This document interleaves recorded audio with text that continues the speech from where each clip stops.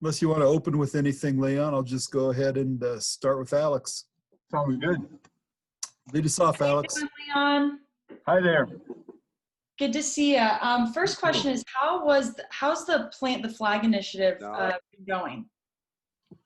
Really well. We just had one of our biggest events, part of that campaign here last week with the Blue and Gold Gala. Actually, it was a little different this year because we had to do everything virtually, but really pleased with how that's going, with how our donors have stepped up to really rally behind our student athletes and support their journey here. And so far, pretty pleased with the response. And so we will be doing some more things here in the near future. With the holidays coming up, we have some things that will be released here in the next week or so with Black Friday and Cyber Monday and Giving Tuesday, where our fans can log on and hopefully buy and look at some Christmas gifts for their family and friends, and all that will go towards the Plant the Flag campaign as well. So pretty pleased so far, and but like as we look forward to the spring, a lot of this depends on what the spring looks like as far as fans go in the stadium and also in Burke Breeden Fieldhouse for basketball games. Thank you for leading me into my next question. So speaking of the no fans in the stands for the upcoming basketball season, how was that kind of decided? Well, it was, to be blunt, I mean, it was kind of decided for us with the way the numbers are going and with all the testing and things that we have to do and the limits on the groups of people. I mean, we want to make sure that we get in games and we get in the minimum number of games. So if we are fortunate enough to qualify for the NCAA tournament, that both of our teams have the minimum number of games to qualify for that and to participate in the NCAA tournament. Secondly, we want to make sure that they can do everything that they want to do safely. And with the recommendations and the guidelines from the county, and now that it just came out, the state is doing basically the same thing that Gallatin County was doing. There's just really no way to have fans with the limits and restrictions that were placed on events like that. And so it was just decided to move forward and maybe hopefully look ahead to when we're able to have fans. I mean, we have plans for everything. We had plans for no fans. We have plans for just close-knit family and friends. We have plans for certain percentages as we start to move up that list, hopefully as things start to get better. And so we're ready for it. But in order to get this kind of kicked off right and hopefully get a few games under our belt, it just made more sense to start with no fans. We spoke with Coach Sprinkle yesterday on a Zoom call, and he mentioned it's been challenging to try to get ready for this next week. How have you felt about, the school's her first semester is coming to an end here pretty soon. How have you felt just about this entire semester? Good question. It's been a roller coaster. It really has. I can't thank our staff, our coaches, our student athletes enough for the effort they have put into trying to make all of these things work. We've had information change on us on a regular basis, and we get the information, we tell the coaches tell the student athletes, and then we try to implement all these things. And, I try to put myself in their shoes, and, if I was going through this, I would be really, really frustrated. But we've got great leaders in on our teams and with our coaches. And you know what? They kind of have their eye on the prize, and they know what they're here to do and what they want to do. And they've really done a great job of not complaining, doing what they're supposed to do, and giving themselves a chance to compete. And to be honest, that's all we can ask of them. And I'm as frustrated as anybody with just how this whole thing is going. And it's nobody's fault. Everybody's trying to do the best they possibly can to do some normal things, but we definitely have some restrictions that are on us and information that changes. And to say that it's been a challenge, I think would be would be an understatement for this semester. However, I will say that I am glad we are so close to being able to finish the semester with the blended model that the campus has done. I think the campus has done an unbelievable job. And this will give us some time to have a little bit of a break, to see some family, let our kids go and celebrate the holidays, and hopefully come back in hopefully a little bit of a different environment to where we can open things up a little bit more. But like I said, we have plans for everything, and we're ready for whatever comes our way. Last couple questions. John Miller, Inspired. What are your plans for Thanksgiving? Wow. Well, this year, normally I tell my family, because my family is back in the Midwest, I just say, look, we're not coming home because we have football playoffs and we're going to be hosting the game. And so we always plan around not being able to travel on Thanksgiving and taking care of the football playoffs and basketball season. But you know what? This year, it's just going to be our family that's here. So my wife and our 3 kids, and hopefully the weather's nice, because when I was growing up, Thanksgiving was an outdoor football game. We always got our cousins together and threw the football around and had a football game. And maybe we'll do that. We live close to Montfortin, so maybe we'll grab a basketball and go shoot some hoops with the kids. But we're sticking around here, and Bozeman's a great place to be. If you can't travel and be with your family that are other places, Bozeman's a great place to be. Thank you, Leon. Yep. Thanks, Alex. John, go ahead. Hey, Leon, what will it take to get fans in the stands for football season? It's a good question. I don't think I can answer that. We're just going to continue to watch the numbers of the virus and work with our local kind of campus reps that are here, who work with the county. And, the virus is going to have to get better. Early on, we were talking about flattening the curve, and we're going to have to do that again, just because what we're seeing right now just is not helping. But for me to put pinpoint one thing, there really isn't. Things just have to get better in total. And then sports are finally back. How excited are you? MSU's playing next week. I just can't wait to watch, and knowing that the first couple of games probably aren't going to be here. The men are going on the road. The women do have a couple of non-conference games that are scheduled here. It's just going to be fun to watch our kids compete. And I know we've had cross country that have competed a little bit, but those events weren't available on a stream or television or anything. And most of our basketball games will be available. And so just to watch it. And I was telling some people, we were coming in because we hosted the Blue and Gold Gala in the studio that's here on campus. And it was about 6 o'clock, and I was coming in, and it felt like I was coming to a basketball game. Like we were getting ready on game day to go to a basketball game. And that feeling was great. And I'm just looking forward to that again. And hopefully we can turn on the stream and watch it with my family, and really cheer on the Bobcats, because everybody's been waiting to be able to cheer on the Bobcats, and hopefully finally we get our chance to do that here in a week or so. Speaking of cheering on the Bobcats, how weird will it be that the Brick will have no fans when games start up?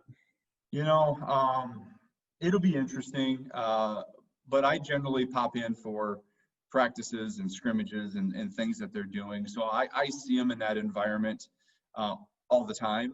But to have officials and an actual team coming in here to play with no fans, it'll be weird. We're still working through, I serve as the chair of the Big Sky Basketball Committee, and so we're still working through all of the things that we saw with the NBA, so crowd noise and things like, how can we pump in some environment into the arenas we're going to be playing in. And we don't have any answers on that yet, because we're going to have to be uniform in what we do, but we're looking at all of those things, so that way when the players and the coaches are playing and they're competing, that hopefully it feels a little bit normal to them, except for looking up into the stands, obviously. But we're going to try and create an environment to where it doesn't feel so spacious and empty, and we'll see what we can do to hopefully make that happen. Leon, thank you so much. You got it. Thanks, John. Colton Poole, go ahead. Hey, Leon. Thanks as Colton. always. So talking about next week, the women's basketball game that was canceled against South Dakota School of Mines. Is there any progress on trying to reschedule an opponent for that game, or is that kind of out the window by this point? I wouldn't say it's out the window. We've talked about a few opportunities. We just have to make sure that, they're the right opportunities. I think if it's one game and if we're able to reschedule it, great. If not, it's not the end of the world either. It's one of the reasons we went to the 20 conference games because we knew things like this were going to happen in the non-conference. We know things are going to happen during conference season. And as of right now, that kind of arbitrary number for the NCAA is 13, is getting through and playing 13 games. And so this one isn't a big deal, but we always want to try and give our teams and our student athletes the maximum number of opportunities to play, because we all know you go through your 4 or 5 years, it goes really, really fast. And for them to come and play as many opportunities as they can is important to us. And so we're just working with Trish and their staff to make sure it's the right one. And I'm curious, just can you tell us what is going into the testing protocols for COVID and for the athletes? Can you just kind of walk us through the details of that process to make sure that, you're and what your guidelines are? Yeah. So, as you know, when we start playing games here, we've got 3 tests for basketball based on their tier, their NCAA tier. And we're doing a combination of PCR testing and antigen testing. We just received some of our antigen tests. We partnered with the Big Sky, who has a partnership for all of our schools, and some of that equipment and the cards came here, some yesterday and some today. And so we're able to get a sneak peek on what that's going to take. And to be honest with you, I took a test here this morning just so I could understand what it's going to entail. And it's really easy. It's really quick. But I'm also so fortunate that we have the PCR opportunities here on campus, and we can utilize our campus lab to be able to provide that PCR testing, and then we can supplement with antigen testing. And we're also going to provide, if a visiting team is coming here and for whatever reason, if they weren't able to get their 3rd test in and they have to do a test, we can do that for visiting teams. We're going to be testing officials when they get here as well. And so outside of even our bubble, there are opportunities there that we may be testing others as well. And so I feel really good about the protocols that are in place, how we're set up, how our athletic training staff is working with the physicians of Bozeman Health that are here, and that whole process. But like I said, I'm really thankful that we have PCR testing here on campus that we can utilize, because as we go on and our numbers are increasing and number of tests are increasing, that's becoming more and more difficult to get those tests in the community. And so to have it right here at our fingertips has been a huge advantage for us. And, is the athletic department, is its testing kind of just different from the whole campus community as a whole? Is it kind of different aspects? Or, because I know, I believe that there was kind of concerns about whether there'd be ability to test every asymptomatic person on campus. So yeah. Is the athletic department a little bit different in that sense? It is, just because of the requirements from the NCAA. And so we have worked with campus to make sure and to ensure that we can get those asymptomatic tests so we can participate. But then we also partner with campus as well. And so if we have student athletes that are symptomatic, we use the on-campus lab that's over by the football stadium, where they will go and take a PCR test because they have symptoms. And it's been a really fluid, great working relationship with everybody on campus to ensure that, one, we can accommodate the needs per the NCAA to make sure that we can practice and compete, but also that if we do have symptoms, to make sure we get the proper test. So if we need to isolate and quarantine people, we can do that in a rather quick manner. And so that's been great. But the antigen test, yeah, I don't know about campus, but I think we might be the only ones on campus that have these antigen tests, just because they were made available through the Big Sky Conference, through a relationship, because of all the NCAA requirements. And so we partnered with them to be able to get those, to make sure that we could meet those 3 tests per week. And lastly, I think this would have been the week that Cat Grizz happened. Just how weird has it been without football, and just how weird is this kind of week, this time, going to be? And what do you think the state is missing out on when there is no Cat Grizz football in November? I mean, everything.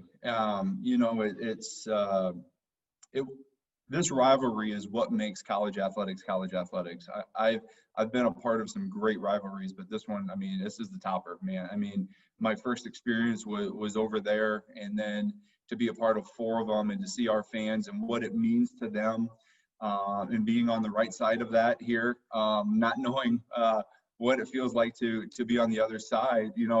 I just know what it means to both sides in this rivalry. And I know that when others look at us, especially our conference peers and even our peers throughout the FCS, I mean, they want what we have. And it's such a good and fun time because it leads right into the playoffs as well, and into the holidays. And, I think the holidays will help us, but I mean, we're just, we're stuck here thinking we could be playing this game, getting a bye in the playoffs, pushing for a national championship, and here we're stuck and not doing anything. And it's a bummer. It really is. I feel for the kids and the student athletes that have put in so much.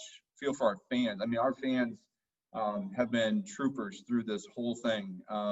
They've stuck by us. We've tried to keep them engaged as much as possible. I think our sports have done a really good job of reaching out to our fans with their student athletes and themselves.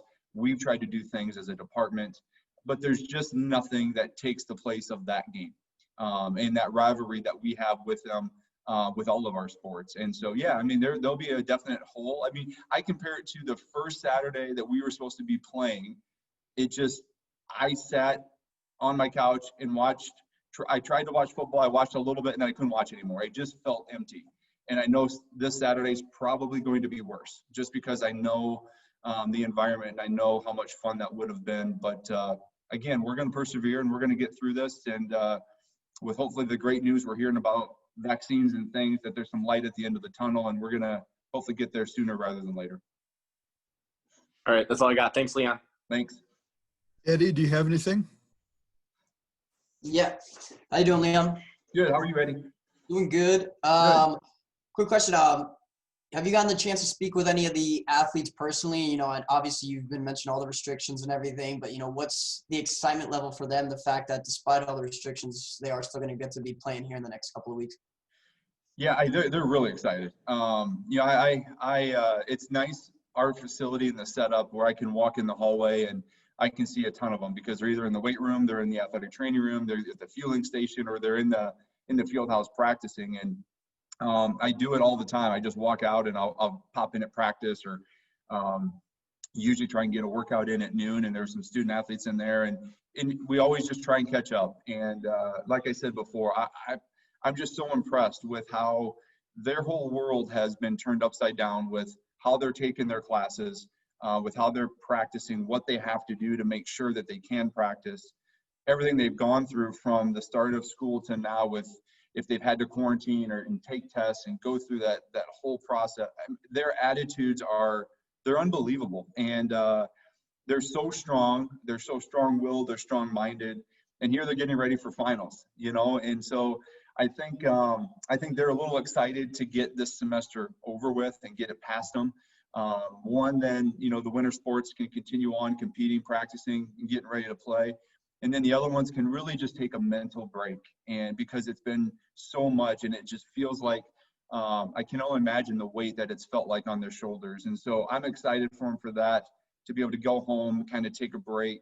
And then for the ones that are going to be here, just have the opportunity to compete with all the other, hopefully most of those distractions not on their mind anymore. So I've been really, really impressed with all of our student athletes and how they've handled the situation. And I'm good. Thanks, Leon. Thanks, Eddie. Paul, go for it. Sorry, I was on mute. Hey, Leon, thanks for. Hey, Paul.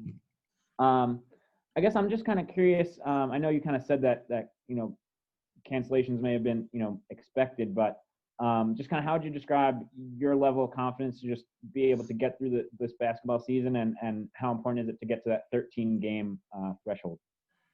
I'm confident we'll get through it, but I also am confident there are going to be some challenges and some hurdles and some hiccups throughout the entire process.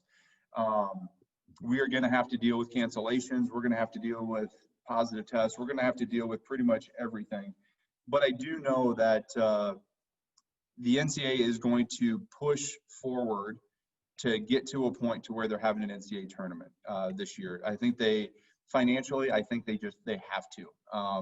And so we're going to be part of that, and hopefully we are part of that solution.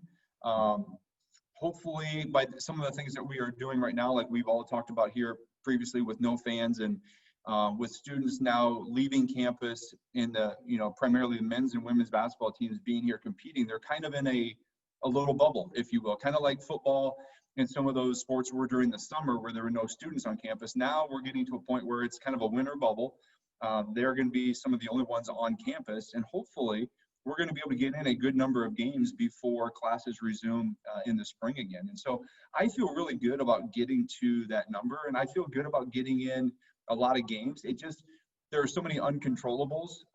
We just have to be prepared for when things happen, that we can get back as quickly as we possibly can. And if that means isolating people quickly and quarantining and getting them back, whatever steps we have to take to get back quickly and safely, we're going to do. But I feel really good about getting through the conference season and playing a maximum number of games that we can. Mm-hmm. And then I'm just wondering about the eligibility. I know that, for winter athletes, and I guess is probably similar to the fall, having this year not count, but do you have an idea of, what that may look like if there is opportunities to, have those scholarships, have that money available? I have it right here, Paul.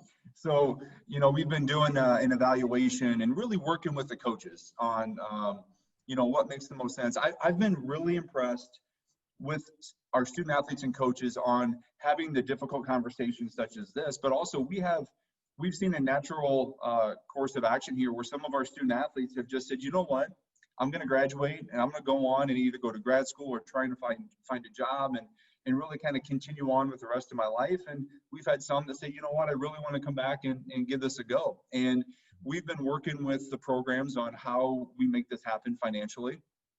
Again, going back to Alex's question, that's why the Plan to Play campaign is so important for us to really get through this year and then set us up for success for years to come. And we are prepared.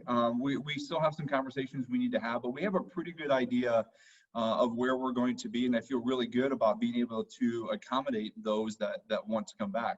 We won't know, specifically probably until closer to spring break or even a little bit, through the month of March, but we have a pretty good idea of who wants to do that and what their wishes are, and feel pretty good about our financial obligation and being able to cover those. Mm-hmm. Got it. And then I'm wondering, I know in the previously you've mentioned the athletic department hasn't had any layoffs, but I'm just wondering about not filling the director of operations positions for both men's and women's basketball.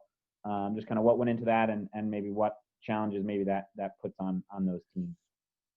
Yeah, we've had a certain number of first and foremost, you're exactly right. We have not had to have a conversation about furloughs or layoffs or anything like that. And, I think when we talked earlier, that was an important part of keeping campus open, is that one, priorities are protecting our people and our scholarships. So making sure we protect our student athletes and protect the people that are here every day. And that's been the priority of our campus administration, starting with President Cruzado as well. And we are fortunate to be in a position we are in that campus has stayed open, and we've been able to fulfill that. Now, as positions have come open, we have done our part, hopefully, to help campus and to leave those open and work with each program to say, hey, look, we want to fill these, and we will fill these when the time is right. However, we've had a number of positions where we've had just to leave open because athletics needs to do their part on campus to ensure that the financial constraints that we have right now aren't going to continue on moving forward. And if we can help in that way by leaving some of those positions open, we will. Now, you're exactly right. Now, that puts some pressure on some of these programs, but they've been able to do a really good job. And we've had some of our administration help step up and take some of those roles and duties and help out where, like, an operations position would certainly help out.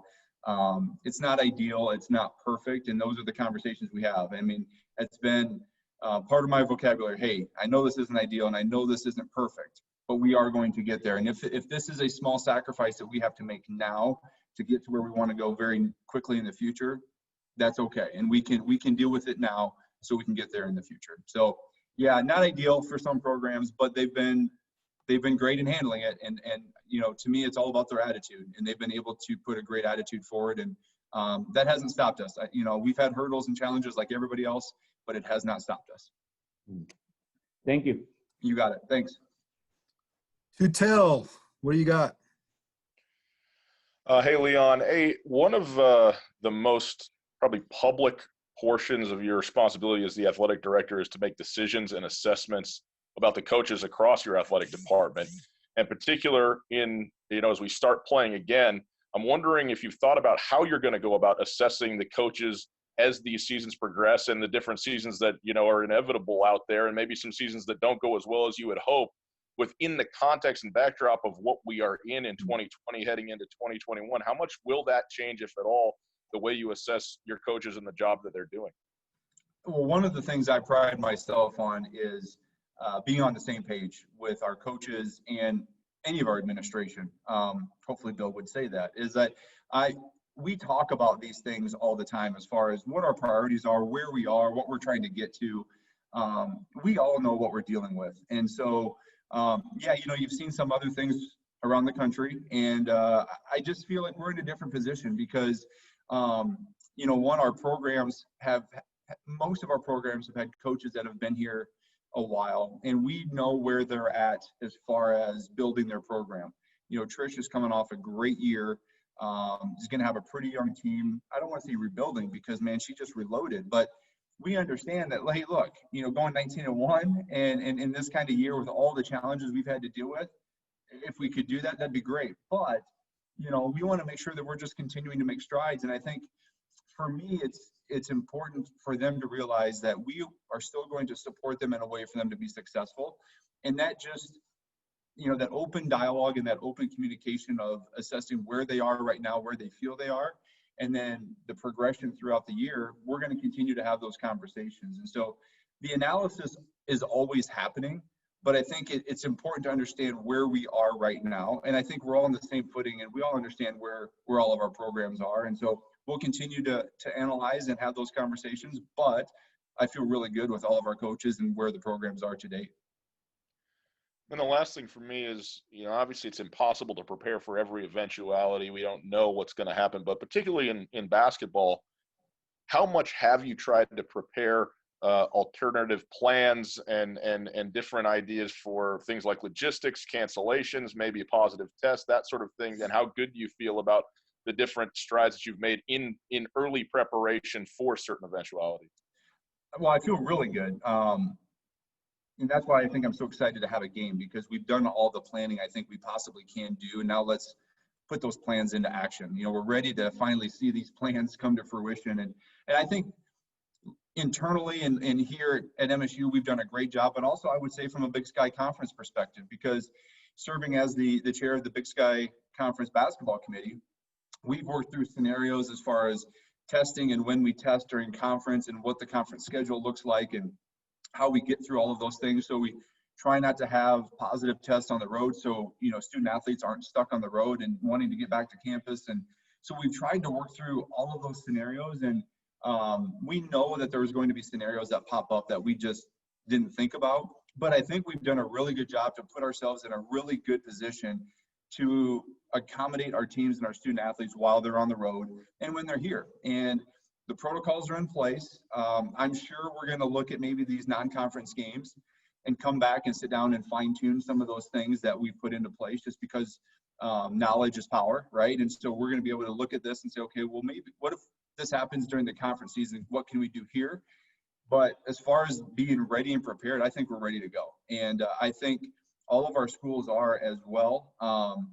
They just want to tip the ball up, and they want to play. And so hopefully it turns out that way. And but I'm really confident that it will, just with all the minds that we have sitting around the table at a conference-wide perspective. And then our doctors and our trainers and people here have done an unbelievable job. So I feel really good. And but like I said, we'll learn a lot more once we start to compete and travel. Great, thanks. Yep. Coulter, we got about 6 minutes. Go ahead. Okay, cool. I got two for you, Leon. One, we always talk about non-traditional revenue in our business. So if you've figured out any ideas, or if you come up with any ideas to produce revenue to maybe replace the revenue that you are losing during this time? Yeah, I mean, it's a combination of engaging our fans and asking. To be honest with you, we're doing a lot of asking of them. It's been kind of an interesting process, as we've had some of our fans that have come to us and just said, hey, look, we haven't traveled the way we normally would travel, or we haven't done the things we normally would do, and we know what you're going through, so we want to help you. And so we want to take those funds that we normally would have spent on these things, and we want to help you. And then it's coming up with other ideas as far as like the Blue and Gold Gala and things like that we normally do, and trying to maximize those as much as possible. But a lot of this is going to rely on what that spring looks like and what fans eventually look like, because a lot of that revenue is driven from attendance at our events. And so we're continuing to look at it, but back to Alex's question, I feel really good about the progress we've made so far. And then with information we get in the future, we'll probably make adjustments to what those plans look like. And last thing, you mentioned the paramount importance of the NCAA tournament, especially for a financial perspective for college basketball in general, but the NCAA, the schools, the conferences, everything. Well, so it seems to me as if it's inevitable. It's going to happen no matter what. What do you think of the pressure that puts on the sport of college men's basketball? Because it seems as if they're going to plow through no matter what, but it seems like there's going to be a lot of different moving parts to get to that point.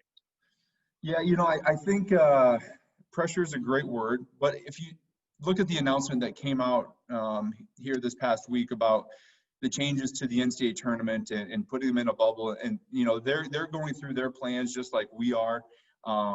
They're planning to be able to get to a certain location and be able to, again, like to use your words, to plow through it and really to get through the tournament. But I think the protocols set themselves up to where we can do that, because we're going to feel really good about testing and people are healthy and can play.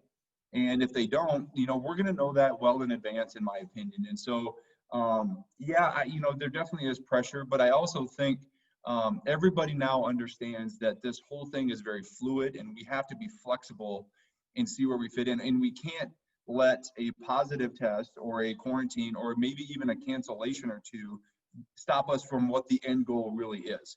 And I think we've had time now to go through that with a lot of our programs and see that we can go through it and have challenges, but also get back and continue to play and finish at the tail end. And so I think that gives us a lot of confidence that we're going to have hurdles and we're going to have challenges, but we deal with those on the front side.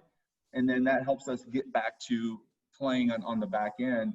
And that gives me the confidence over the course of these next, 2 to 3 months, that we're going to be able to get everything accomplished that we need to on a minimum side, and hopefully try to maximize as much as we can. And then, hopefully both of our teams have an opportunity to play postseason, whatever that might be.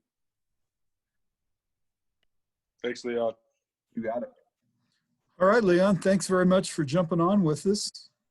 No problem. I just want to say thanks to everybody. One, have a great Thanksgiving.